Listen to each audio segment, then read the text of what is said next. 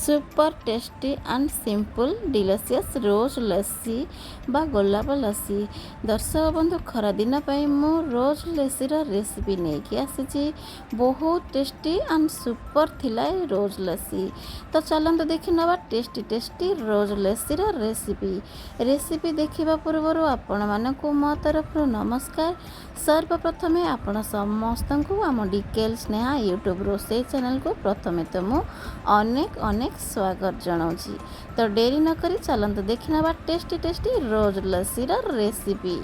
प्रथमे तो रोज लस्सी पाई मुझे नहीं जाइए 3 कप दही। यही कप्रे देखूँ 3 कप दही ग्राम्स रेट आमर 700 ग्राम दही।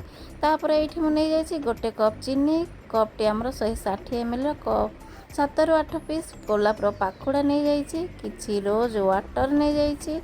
तापरे रोज सरबत ये नहीं जाइए लस्सीर उपर सजायापी ग्रीन पिस्ता को मैं छोट छोट काटिकी नहीं जाइए। तापर किसी काजू को काटिकी नहीं जाइए। ये मुझे जाइए गोटे मिक्सिंग जार रखी 3 कप दही को मुझे आड करनेली। तापर रखी चीनी की आड करनेली। तापर गोटे चामच गुजराती गुंड आड करनेली। तापर छोट कप्रे हाफ कप रोज वाटर आड कर नहीं। तापर ये मुझे जाइए रोजर सरबत हाफ कप या आड करने द्वारा रोज लस्सी बहुत बढ़िया फ्लेवर और टेस्ट आनीदेव। तापर 5 ରୁ 6 पीस ये मुझे जाइए गोलापर पाखुड़ा। तापर 6 पीस आइस क्यूब देकी ताकू भल भाव में ग्राइंडिंग करके नहीं आसी। देखो ये पूरा रेडी हो गला आमर रोज लस्सी। बाहर पटू ग्लास सुंदर देखापी मुझे गोटे गोटे चामच रोज सरबत को ग्लास भीतर पटे एमती चारिपटे लगे नौची। एबे सब ग्लास लगे सारापर सर्व कर नवा आम ए रोज लस्सी को।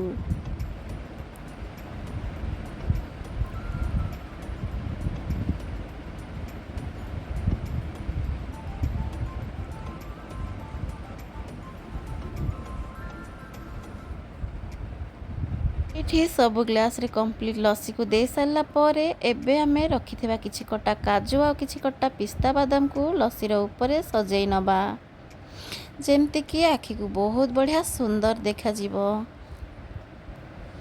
ये सब ड्राई फ्रूट्स दे सारा पर गोलाप फुलर पाखुड़ा को ये लस्सी ऊपर आमे गोटे गोटे देदेबा 3टा जाक ग्लास रे। तापर ये मुझे जाइए रोज सरबत रू गोटे गोटे चामच एमती ऊपर गार्निशिंग कर दौची।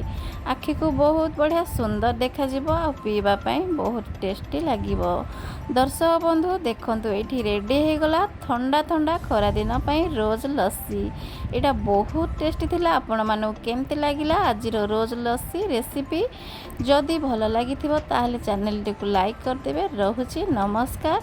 देखा हवा गोटे सुंदर नुआ फ्रेश रेसिपी रे। धन्यवाद।